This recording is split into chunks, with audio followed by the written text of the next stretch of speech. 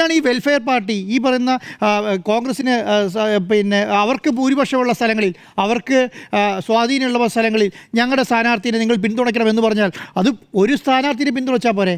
അവിടെ വേണ്ട, അവിടെ കോൺഗ്രസ് സ്ഥാനാർത്ഥി ഇല്ലാതാക്കിയാൽ പോരെ, ഇല്ലാതെ ഇരുന്നാൽ പോരെ? അപ്പോൾ അതുണ്ടാക്കുന്ന വലിയ ഇമ്പാക്റ്റ് എന്താ? അത് നിയമസഭ തെരഞ്ഞെടുപ്പിലേക്ക് എത്രയോ 3-4 മാസങ്ങൾക്കപ്പുറം നിയമസഭാ തെരഞ്ഞെടുപ്പ് വരും. നിയമസഭാ തെരഞ്ഞെടുപ്പ് വരുമ്പോൾ ഈ ചർച്ചാ വിഷയം എന്ന് പറയുന്നത് ഇത് മാത്രമായിരിക്കും. ഞാൻ പറയുന്നത് ഏറ്റവും പ്രതിസന്ധിയിലാക്കുന്നത് ലീഗിനെ ആയിരിക്കുമെന്നാണ് ഞാൻ വിശ്വസിക്കുന്നത്.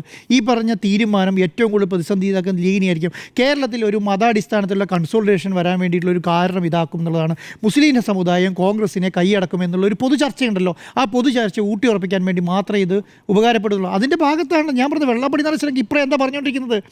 ഈ സ്ഥലത്ത് നേരെ ഓപ്പോസിറ്റ് നടേശൻ പറഞ്ഞുകൊണ്ടിരിക്കുന്നത് എന്താ? ലീഗാണ് ഇപ്പോൾ കോൺഗ്രസിനെ ഭരിക്കുന്നത് എന്നുള്ളതാണ്. ഇനി അത് കുറച്ചും കൂടെ ശക്തമായി പറയാനുള്ള സംവിധാനം ഉണ്ടാവും, കുറച്ചും കൂടെ ശക്തമായി പറയും, അല്ലെങ്കിൽ വെള്ളാപ്പള്ളി പറയിപ്പിക്കും.